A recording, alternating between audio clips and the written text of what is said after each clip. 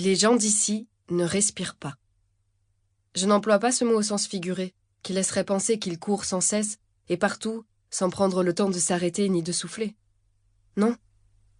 Je veux dire qu'ils ne font pas entrer d'oxygène dans leur bouche, ni dans leurs narines comme nous, les êtres humains, et comme tous les vertébrés. Ils n'inspirent pas, leurs poumons ne se gonflent pas, ils n'expirent pas ensuite pour rejeter le dioxyde de carbone. Leur poitrine est plate, presque creuse. Ils ne respirent pas. C'est la chose la plus importante à savoir. J'ai eu de la chance. Je l'ai apprise de Madame Stormywell, qui est une des réceptionnistes de l'hôtel Légende, le soir de mon premier passage, voilà tout juste 2 semaines. J'avais marché sans m'arrêter depuis le croisement. Le modeste panneau « Campagne 3,5 km » annonçait un hameau, au mieux un village, mais plus j'avançais, et plus il fallait me rendre à l'évidence. Il s'agissait d'une ville, et même d'une grande ville. La petite route goudronnée s'est élargie et transformée en chaussée de verre noir et lisse. Des maisons ont surgi des 2 côtés, toutes semblables, sobres et sans élégance. J'ai regardé derrière moi et j'ai vu qu'il ne restait rien de la campagne que j'avais traversée. Le paysage avait été comme avalé et remplacé par un autre. Peu à peu, les maisons ont laissé la place à des immeubles de verre et de métal. Un bus silencieux m'a doublé. Il flottait à 1 mètre environ au-dessus du sol. Il n'avait pas de chauffeur. Les têtes des passagers se sont tournées vers moi en un joli mouvement synchronisé. Un homme m'a souri. Au premier carrefour, j'ai vu cette indication sur ma droite. Hôtel Légende, 500 mètres. La nuit tombée, je m'y suis dirigée. Sans Madame Stormywell, je me serais trahie à peine arrivée. Elle m'a démasqué dès qu'elle m'a vu traverser le hall, mon sac de voyage à la main, et m'avancer vers elle.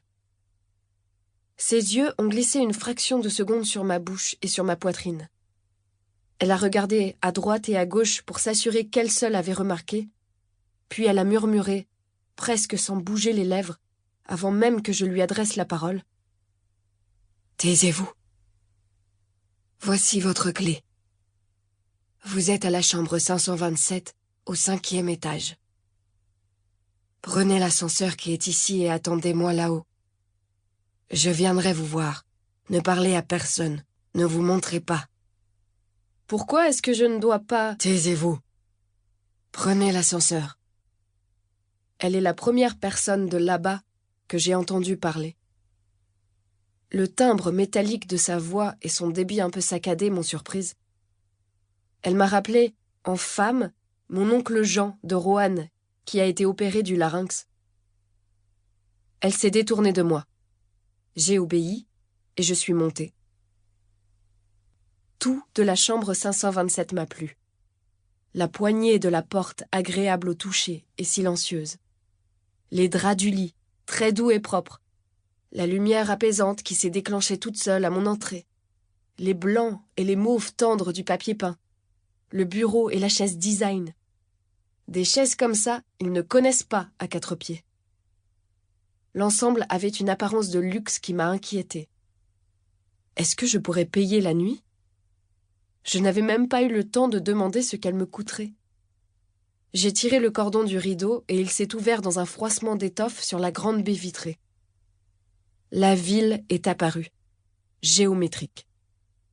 Des immeubles de 8 ou 10 étages à perte de vue, la plupart éclairés. Une seule tour, au loin, qui montait haut dans le ciel nocturne. Des voitures ovales et des bus qui flottaient au-dessus des avenues et des échangeurs sans jamais s'arrêter. J'ai bu un verre d'eau de la bouteille en verre qui était sur la table basse. Cette eau ne ressemblait pas à l'eau de chez nous. Elle m'a paru plus légère, plus rapide. Je ne sais pas si on peut dire ça d'une eau, mais je ne trouve rien d'autre.